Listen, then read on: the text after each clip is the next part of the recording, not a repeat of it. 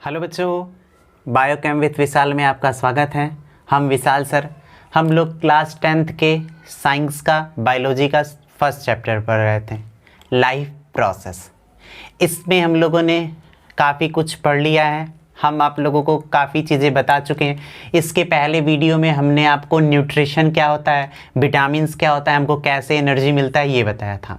हमने बोला था कि हम नेक्स्ट वीडियो में आपको फूड का डाइजेशन पढ़ाएंगे कि आखिर हम लोग जो फूड लेते हैं, हम लोग जो खाना खाते हैं वो हमारे बॉडी में डाइजेस्ट कैसे होता है, ठीक, जिसको हम लोग एलिमेंट्री कैनाल कहते हैं या फिर जीआई ट्रैक कहते हैं, हिंदी में से आहार नाल कहते हैं। तो ये ह्यूमन के, किसके, हमारे एलिमेंट्री कैनाल का या आहार नाल का स्ट्रक्चर है। हम लोग इसी के थ्रू आज पढ़ेंगे कि कैसे हम लोगों में फूड को डाइजेस्ट किया जाता है। तो स्टार्ट करने से पहले आप सब में से जो भी न्यू स्टूडेंट है या जिन्होंने अभी तक हमारे चैनल को सब्सक्राइब नहीं किया है, प्लीज़ रेड वाले बटन को प्रेस करके सब्सक्राइब कर दें और बेल आइकन को भी प्रेस कर दें, ठीक, जिससे कि हमारे वीडियो की नोटिफिकेशन मिलता रहे। तो आइए हम स्टार्ट करते हैं क्या, ह्यूमन डाइजेस्टिव सिस्टम है ना, या डाइजेशन इन ह्यूमन, मनुष्य में पाचन। अभी तक हमने ये पढ़ लिया था कि हम कौन कौन सा फूड खाते हैं। तो हमने पढ़ा था कार्बोहाइड्रेट्स, फैट्स, प्रोटीन, यही तीन चीज़ें हमें एनर्जी देती है। मिनरल्स, न्यूट्रिएंट्स, वाटर्स, विटामिन्स हमें एनर्जी नहीं देते हैं, फिर भी बॉडी के लिए यूज़फुल होते हैं। इतनी चीज़ें पढ़ ली थी। तो ह्यूमन डाइजेस्टिव सिस्टम को अगर आप देखते हैं तो देखिए ये माउथ है, ये क्या है, माउथ है, और ये नेक से होता हुआ ये नीचे आता हुआ ये फेरिंग्स है। आपका क्या है, ये फेरिंग्स है। उसके नीचे एक और स्ट्रक्चर होता है जिसको ओइसोफेगस कहते हैं। क्या कहते हैं, ओइसोफेगस कहते हैं। फिर नीचे क्या है, स्टमक है, यहाँ लीवर है। देखिए यहाँ नीचे आने के बाद देखिए ये क्या है, ये पैनक्रियाज है, ये पैनक्रियाज है, और इस तरीके से ये ड्यूडेनम है। ये क्या है, स्मॉल इंटेस्टाइन है, लार्ज इंटेस्टाइन है, अपेंडिक्स है, एनस है। तो ये ह्यूमन का डाइजेस्टिव ट्रैक है, आहार नाल है जिसमें फूड डाइजेस्ट होता है। हम लोगों को आपसे आगे अगर पूछा जाएगा कि डाइजेस्टिव सिस्टम या फिर आहार नाल, पाचन तंत्र क्या होता है, तो क्या कहोगे, माउथ से लेकर के एनस तक के पूरे पैसेज को क्या कहते हैं, डाइजेस्टिव सिस्टम कहते हैं, आहार नाल कहते हैं। बता पाओगे कि नहीं, माउथ से लेकर के एनस तक के पूरे रास्ते को, ये पूरे रास्ते को डाइजेस्टिव सिस्टम कहते हैं, आहार नाल कहते हैं। इसी में फूड आता है और इसी में फूड का डाइजेशन होता है, फूड डाइजेस्ट होता है और हमें एनर्जी मिलती है, और उसी एनर्जी को लेकर के हम लोग ग्रोथ करते हैं, विकसित होते हैं, ठीक। तो आज हम यहां से आपको फूड इंटर कराते हुए लास्ट में बॉडी के यहां से बाहर निकालेंगे, और बीच में कैसे कैसे कैसे कैसे फूड का डाइजेशन होगा ये हम लोग अच्छे से पढ़ेंगे।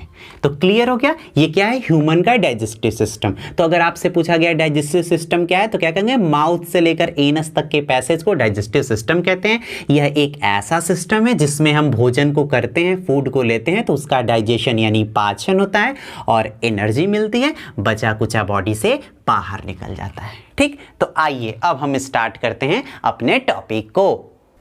देखिए सबसे पहले क्या होता है, सबसे पहले ह्यूमन जो भी फूड है उसको अपने माउथ में रखता है। हम स्टार्ट कर रहे हैं, सबसे पहले ह्यूमन जो भी फूड है उसको कहाँ रखता है, अपने माउथ में रखता है, और उसको फिर अपने टिथ से, अपने दांत से छोटे छोटे छोटे छोटे पीस में बदलता है। आप याद रखिएगा कि हम लोगों में टिथ 4 तरीके के होते हैं। कितने तरीके के होते हैं, 4 तरीके के। वो नाम आपको आना चाहिए, वो कौन कौन सा है।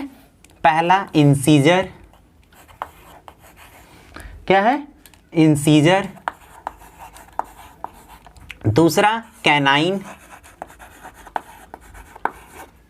तीसरा प्रीमोलर, लास्ट मोलर। क्या है, मोलर। याद रखिएगा कि सबसे पहले ह्यूमन फूड को अपने माउथ में रखता है, फिर माउथ में रखने के बाद इन टिथ से, दांतों से उसे छोटे छोटे पीस में बदलता है। और हमें कितने तरीके के दांत होते हैं, 4, इंसीजर, कैनाइन, प्रीमोलर, मोलर। इन चारों के हेल्प से हम फूड को छोटे छोटे पीस में बदलते हैं। इंसीजर किसी भी चीज़ को काटने का काम करता है, कैनाइन फाड़ने का काम करता है, प्रीमोलर और मोलर उसे चबाने का काम करते हैं। ठीक, तो इस तरीके से फूड को हम छोटा छोटा पीस कर लेते हैं।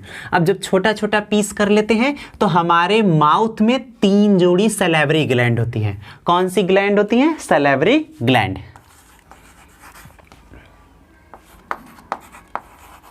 सैलिवरी ग्लैंड होती हैं, जिसको क्या कहते हैं? लार ग्रंथि। याद रखिए कितना जोड़ी होती है? 3 जोड़ी। इन सैलिवरी ग्लैंड में से एक को हम बनाए हैं पैरोटिड, तो इन सब से सलाइवा यानी लार निकलता है। क्या निकलता है? सलाइवा निकलता है। मुंह में सलाइवा सिक्रेट होता है, लार निकलता है। और ये लार इस भोजन को क्या करता है? पहले तो चिपचिपा बना देता है, ठीक, और दूसरा फूड में उपस्थित बैक्टीरिया वायरस को मारने का काम करता है। और इसी लार में एक एंजाइम होता है जिसको हम कहते हैं टाइलिन। क्या कहते हैं? टाइलिन। और ये टाइलिन क्या करता है? ये थोड़े से कार्बोहाइड्रेट को पचा देता है, जिससे सूखी रोटी मीठी लगती है। ठीक, अब उसके बाद ये भोजन, ये फूड कहाँ से? फेरिंग्स से होता हुआ ओइसोफेगस, और ओइसोफेगस से स्टमक में पहुंच जाता है। समझ पाए?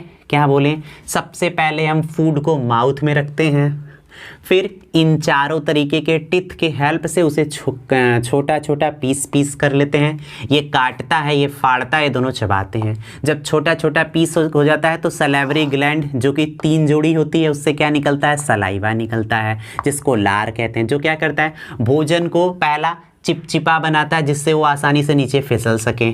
दूसरा, फूड में उपस्थित बैक्टीरिया वायरस को मारने का काम करता है। तीसरा, इसमें क्या होता है? एक एंजाइम होता है जिसको क्या कह रहे हैं? टाइलिन, जो क्या होता है? थोड़े से कार्बोहाइड्रेट को पचा देता है, जिसकी वजह से सूखी रोटी मीठी लगती है। फिर ये फूड नीचे घसकता है और आपका फेरिंग्स और ओइसोफेगस से घसकते हुए कहाँ पहुंच जाता है? स्टमक में पहुंचता है। याद रखिएगा, देखिए पूछा गया कि ह्यूमन में डाइजेशन कहाँ स्टार्ट होता है, तो माउथ से स्टार्ट हुआ। क्यों? क्योंकि माउथ में ही ये जो टाइलिन एंजाइम था ये डाइजेशन स्टार्ट करवा दिया। पर फेरिंग्स और ओइसोफेगस इस रास्ते पर कोई डाइजेशन नहीं होता, बस इस रास्ते पर एक मूवमेंट होता है जिसको हम लोग कहते हैं क्रमानुकुंचन। क्या कहते हैं? क्रमानुकुंचन। जैसे ऐसे ये नली हमेशा ऐसे हिलती रहती है। ये नली क्यों हिलती रहती है? क्योंकि इसमें जो फूड है वो आसानी से हिलने से नीचे आ जाएगा, नहीं तो फंस जाएगा। मतलब यहाँ पर जो फूड है वो फटाक से नीचे आ जाए। इसलिए याद रखिएगा कि फेरिंग्स और ओइसोफेगस में कोई डाइजेशन नहीं होता, बस यहाँ पर एक मूवमेंट होता है जिसको क्रमानुकुंचन कहते हैं, जिससे फूड फिसलता हुआ कहाँ पहुँचता है? स्टमक में पहुँचता है। कहाँ पर? स्टमक में, जिसको हम क्या कहते हैं? हम अमाशय कहते हैं। ठीक, अब जब स्टमक में फूड पहुंचेगा तो यहाँ पर फूड 3 से 4 घंटे रहता है। कितना? 3 to 4 आवर होता है। यहाँ पर फूड 3 से 4 घंटे होता है और यहाँ पर फूड का आंशिक पाचन होता है, मतलब कंप्लीटली नहीं, आधा अधूरा इनकम्प्लीट डाइजेशन होता है।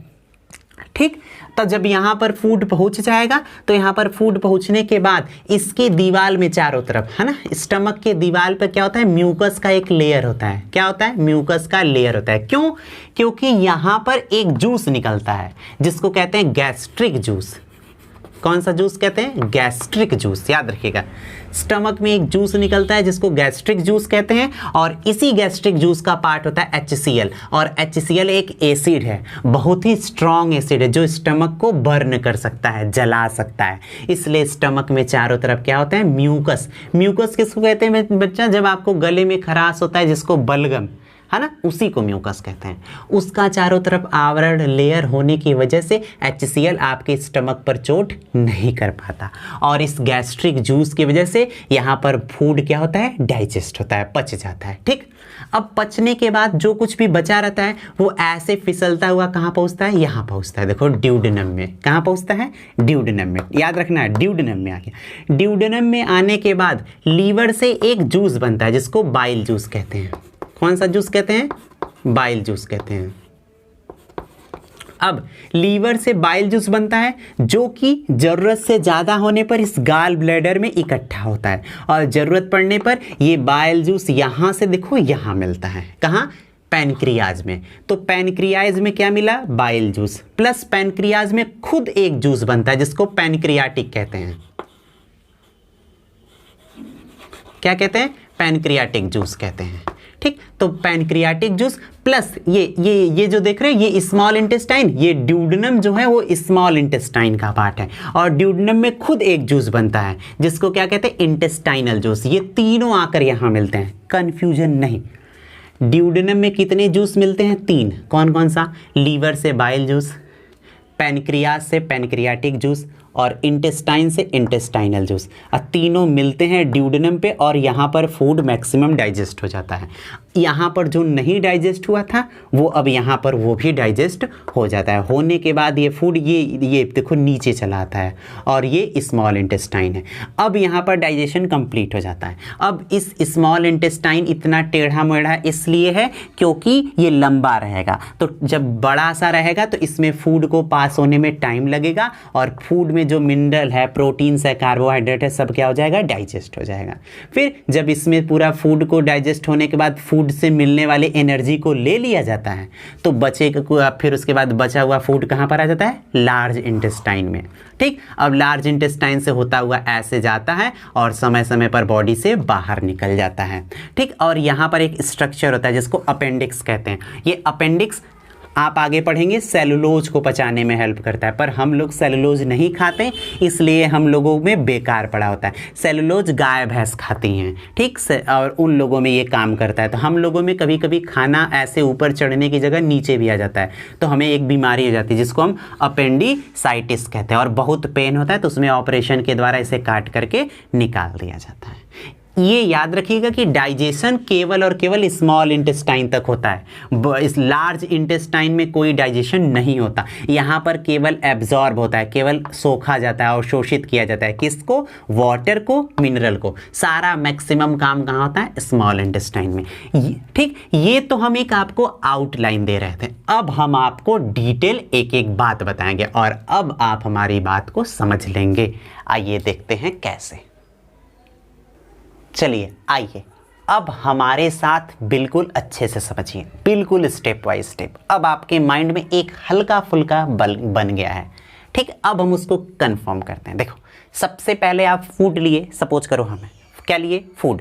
अब उस फूड को कहाँ रखें, मुंह में रख लिए। ठीक, अब मुंह में रखने के बाद क्या करोगे, उसको टिथ से पीस पीस करोगे। ठीक, तो ये इंसीजर, कैनाइन, प्रीमोलर, मोलर, इन चारों से उसे पीस पीस कर दिए। ठीक, अब मुंह में लार सलाइवा आके मिलता है। ठीक, तो हम क्या करें, सलेवरी ग्लैंड यानी लार ग्रंथि, इससे आकर सलाइवा मिलेगा। कै जोड़ी होता है, 3 जोड़ी होता है, जिसमें से एक पैरोटिड बना है। अब ये सलाइवा मिल गया फूड में। ठीक, अब वो क्या होगा, अब वो फूड में सलाइवा कितना काम करता है, 3। पहला, बैक्टीरिया वायरस को मारेगा।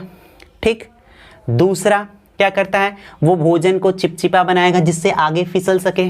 तीसरा, उसमें एक एंजाइम है, क्या, टाइलिन, जो क्या करता है, जो थोड़े से कार्बोहाइड्रेट को पचा देता है जिससे सूखी रोटी मीठी लगती है। हो गया माउथ खत्म। अब ये फूड घसकता हुआ किससे, फेरिंग्स और ओइसोफेगस से घसकता हुआ कहाँ पहुंचा, स्टमक में पहुंचा। फेरिंग्स और ओइसोफेगस में कोई डाइजेशन नहीं हुआ, केवल एक यहाँ पर गति हुई जिसको क्रमानुकुंचन कहते हैं, जिससे फूड आसानी से फिसलता हुआ नीचे आ गया।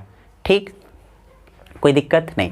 अब फूड कहाँ पहुंचा, स्टमक में। तो स्टमक में कौन सा जूस निकला भाई, गैस्ट्रिक जूस। और ये देखो HCl है, यानी ये एसिडिक है। क्या है, एसिडिक।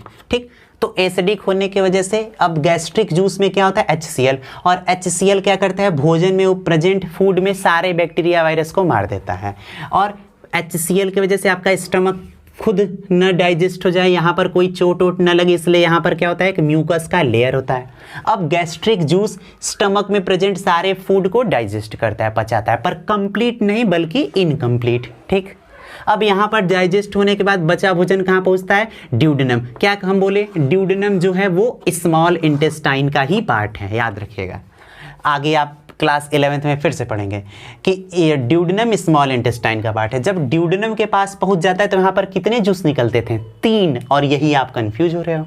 कैसे, लीवर से क्या निकलता है, बाइल जूस।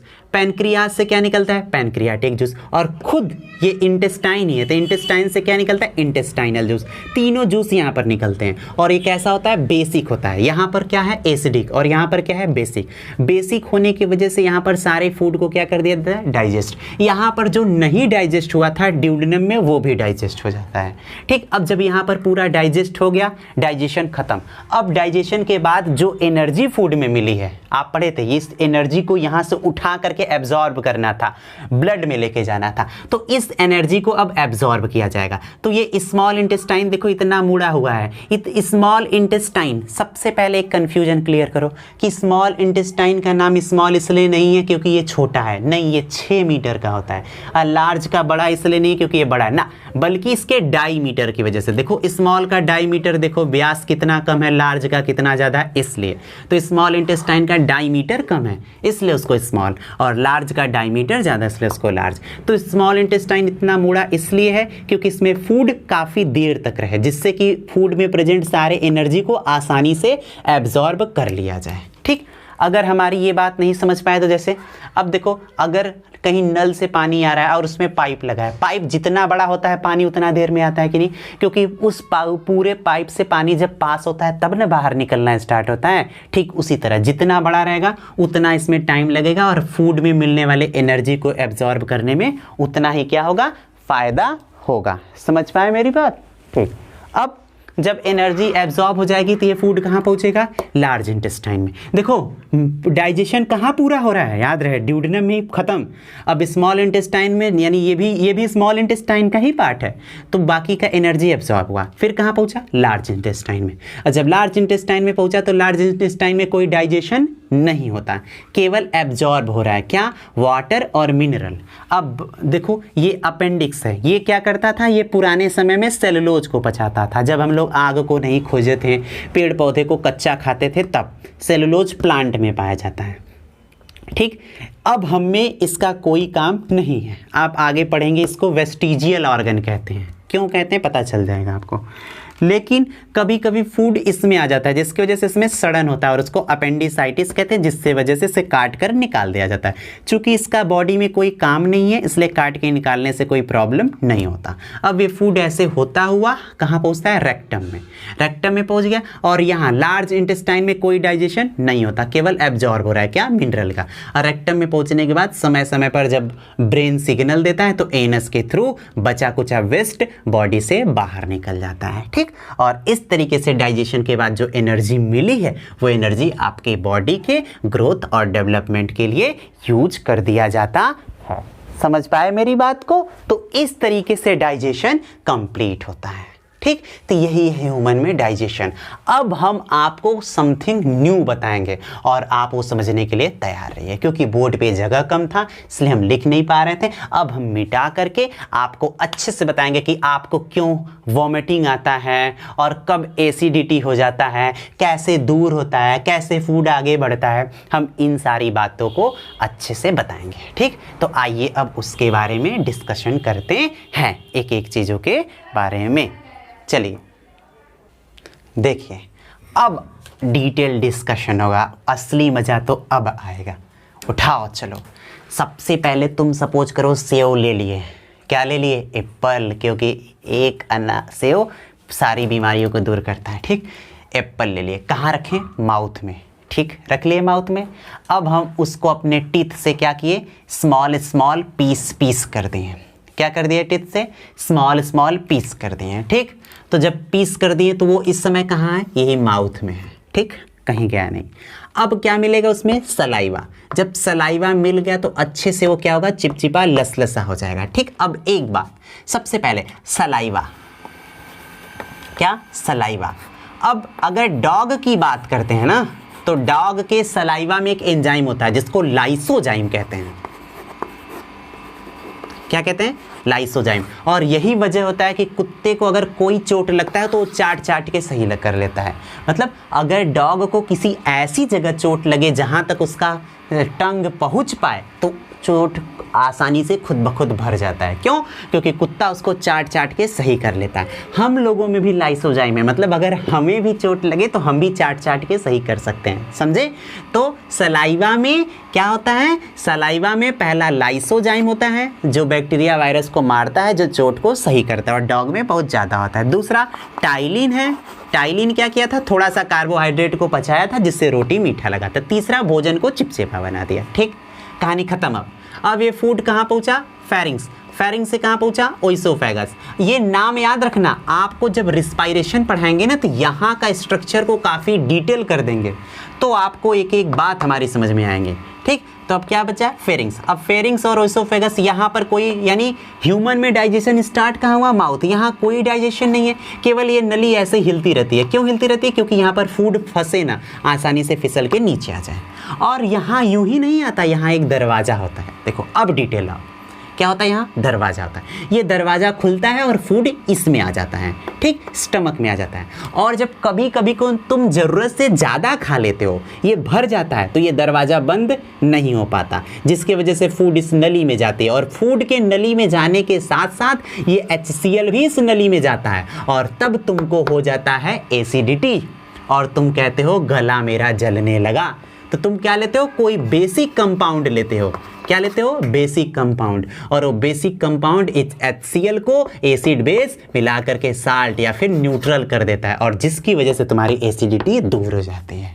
इसलिए ज़रूरत से ज़्यादा खाना नहीं खाना चाहिए कि ये स्टमक भर जाए और ये दरवाज़ा बंद न हो पाए, और न हो पाने के कारण ये भी होता है। और प्लस जब इसमें पूरा खाना भर जाता है तो गैस्ट्रिक जूस को निकलने के लिए कहीं जगह नहीं मिलता, और जब गैस्ट्रिक जूस नहीं निकल पाता है तो इनडाइजेशन होता है, मतलब आपको बदहजमी हो जाती है, कच्ची ढेकार आती है, आपको अच्छा नहीं लगता, बेचैनी होती है। क्यों, क्योंकि आप इतना खाना खा लिए कि गैस्ट्रिक जूस को निकलने के लिए स्टमक में कहीं जगह नहीं है, और गैस्ट्रिक जूस न निकलने की वजह से फूड का डाइजेशन स्टमक में नहीं हो पाता है। ठीक, तो यहाँ दरवाज़ा होता है और यहाँ भी दरवाज़ा होता है। तो बीच में जब फूड डाइजेस्ट हो जाता है तो ये दरवाज़ा अब खुलता है और ये फूड नीचे घुसकता हुआ यहाँ आता है। ठीक, याद रहे। आपको पता है लीवर को ही हम जिगर कहते हैं, है ना, जिसको कलेजा, याद रखिएगा। आप सबसे पहले ये समझिए, क्या कलेजा, हार्ट को जिगर कलेजा, हार्ट को नहीं कहते। एक मूवी आई थी जिगर कलेजा, तो वो हार्ट को नहीं बल्कि किसको कहते हैं, लीवर को कलेजा कहते हैं। ठीक, अब लीवर में क्या बन रहा है, बाइल जूस बन रहा है, और ये पैनक्रियाज है जिसको अग्नाशय कहते हैं, यहाँ पर क्या बन रहा है, पैनक्रियाटिक जूस बन रहा है। और तीसरा खुद इंटेस्टाइन है, वहाँ क्या बन रहा है, इंटेस्टाइनल जूस। अब इन तीनों जूस के प्रेजेंस में इंटेस्टाइन में फूड आपका पूरा डाइजेस्ट हो जाएगा। क्या हो जाएगा, डाइजेस्ट हो जाएगा, और यहीं पर एनर्जी एब्जॉर्ब भी होगी इसकी। अब जो नहीं हो पाएगा वो फट से नीचे आ जाएगा, और नीचे आएगा, इतना रास्ता लंबा है कि उसमें तो एनर्जी एब्जॉर्ब हो ही जाना है। बचा कुचा लार्ज इंटेस्टाइन में, लार्ज इंटेस्टाइन से बॉडी के बाहर। ठीक, तो ये था हमारा डाइजेशन। अब इस तरीके से हमने ह्यूमन में डाइजेशन को कंप्लीट किया। हमने पढ़ लिया कि हम कैसे न्यूट्रिशन लेते हैं और हमारी बॉडी में कैसे जाता है और क्या था। ये पूरा क्या है, digestive track, alimentary canal, mouth से लेकर के एनस तक को एलिमेंट्री कैनाल कहते हैं। और याद रहे, एनस जब हमारी इच्छा होती है कि हमें वॉशरूम जाना चाहिए, तब हम ब्रेन को सिग्नल देते हैं और ब्रेन एनस को सिग्नल देता है और एनस खुल जाता है, जिसकी वजह से सारा वेस्ट बचा कुचा सब क्या होता है, बॉडी से बाहर निकल जाता है। ठीक, और रास्ते में जितना डाइजेशन के बाद एनर्जी बनी है, एनर्जी निकली है, उन सब एनर्जी कहाँ उठ करके चले जाएंगी, ब्लड में चली जाएंगी, और ब्लड के द्वारा वो शरीर के, बॉडी के अलग अलग सेल तक पहुँचा दी जाएंगी, जिससे कि वो सेल उस एनर्जी को लेकर के अपना ग्रोथ और डेवलपमेंट करेंगी और आपके बॉडी का विकास होता है। ठीक, तो याद रखिएगा। तो ये था लीवर, ये था स्टमक। पूछा जाए क्वेश्चन कैसे करेगा कि मैक्सिमम डाइजेशन कहाँ होता है, ड्यूडेनम में। मैक्सिमम एब्जॉर्प्शन कहाँ होता है, ड्यूडेनम में। आंशिक डाइजेशन कहाँ होता है, स्टमक में। गैस्ट्रिक जूस कहाँ निकलता है, स्टमक में। पैनक्रियाटिक जूस कहाँ निकलता है, ड्यूडेनम में। लार्ज इंटेस्टाइन में डाइजेशन होता है, नहीं, केवल क्या होता है, वाटर और मिनरल का एब्जॉर्प्शन होता है। और स्मॉल इंटेस्टाइन इतना लंबा क्यों है, क्योंकि जितना समय पास होगा इसमें और उतना फूड। और एक बात जो कि अभी पिछले ईयर एग्जाम में आया था, स्मॉल इंटेस्टाइन में एक स्ट्रक्चर पाया जाता है, मोस्ट इंपॉर्टेंट है, याद रखिएगा, जिसको विली कहते हैं।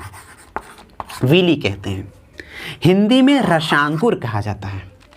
विली या फिर क्या कहा जाता है, रसांकुर। ये विली क्या करता है भाई, ये विली इंटेस्टाइन के सरफेस एरिया को, क्षेत्रफल को बढ़ा देता है, जिससे भोजन और ज़्यादा समय तक अंदर रहता है और एब्जॉर्ब होने में और फ़ायदा मिलता है। किसकी वजह से? विली की वजह से ऐसा होता है। जैसे देखो, अगर कोई पाइप ऐसे पतली सी पाइप है तो ये इतना बड़ी है, लेकिन अगर यही पाइप ऐसे होते हुए आए तो अब बता, देखो इसमें इतना ही सरफेस है, इतना ही सरफेस, पर इसमें देखो, ये देखो कितना ज़्यादा है ना, देखो तो बताओ अब अगर इसको खींचोगी तो इतना बड़ा हो जाएगा कि नहीं? तो यानी इसी जो स्ट्रक्चर ये जो है इसी को क्या कहते हैं? विली। तो याद रखना कि स्मॉल इंटेस्टाइन में एक स्ट्रक्चर विली या हिंदी में रसांकुर, विली या रसांकुर पाया जाता है, जो कि फूड के एब्जॉर्ब होने के लिए क्षेत्रफल को, एरिया को बढ़ा देता है। ठीक, कभी कभी पूछता है कि ह्यूमन के टिथ का फॉर्मूला बताइए। क्या बताइए? ह्यूमन के टिथ का फॉर्मूला। तो ह्यूमन के टिथ के फार्मूले की बात करें तो याद रखना 21 23 अपॉन 21 23, 21 23 बटा 21 23। ये क्या है? Incisor, canine, premolar, molar. ठीक, ये चार है, ये इंसीजर है, कैनाइन है, प्रीमोलर, मोलर। 21 23 बटा 21 23। और हम लोगों के टंग की बात करें, जीभ की बात करें तो याद रखना हम लोग टंग से 4 तरीके के स्वाद लेते हैं। कौन कौन सा? Sweet, sweet, sour, salt, bitter. हम लोग जीभ से कितने तरीके के स्वाद लेते हैं? 4 तरीके का, मीठा और खट्टा, नमकीन, कड़वा। कड़वा मतलब ही तीखा होता है। ठीक, याद रखिएगा। तो समझ में आई हमारी बात? तो हम लोग टंग से कितने तरीके का स्वाद लेते हैं? 4 तरीके का स्वाद लेते हैं। ठीक, तो इस तरीके से हम लोगों ने ह्यूमन में डाइजेशन को कंप्लीट कर लिया। हमारा डाइजेशन पूरा का पूरा कंप्लीट हो गया। अगर आपसे कोई पूछे कि आप फूड क्यों खाते हैं तो सिंपल सी बात है, क्या आंसर देंगे? क्योंकि हमें फूड से एनर्जी मिलता है और उस एनर्जी को हम लेकर के ग्रोथ और डेवलपमेंट करते हैं। ठीक, तो अब डाइजेशन पूरा हो गया। अब हम लोग नेक्स्ट वीडियो में हम लोग रिस्पिरेशन पढ़ेंगे कि हम सांस कैसे लेते हैं, हमारा फेफड़ा कैसे है, किस तरीके से हमारे बॉडी में ऑक्सीजन या अदर CO2 गैस ऊपर नीचे आता जाता है, कैसे अंदर बाहर होता है। ठीक, तो आप सबको अगर हमारा वीडियो पसंद आया हो तो प्लीज़ हमारे चैनल को सब्सक्राइब करना ना भूलें और बेल आइकन को भी दबा दें। ठीक है, मिलते हैं नेक्स्ट वीडियो में एक नए टॉपिक रिस्पिरेशन, श्वसन के साथ। तब तक के लिए टाटा, बाय बाय। पंखा